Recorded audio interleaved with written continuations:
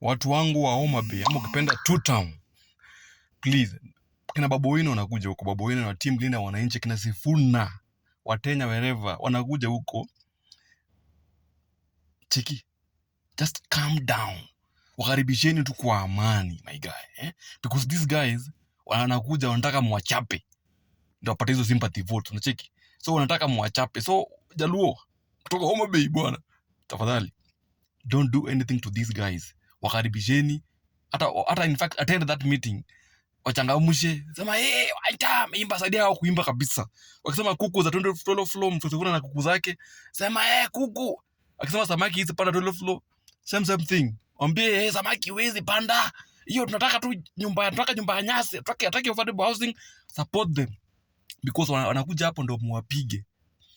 Mkishawapiga waanze kulia, waseme Ruto this, Ruto that.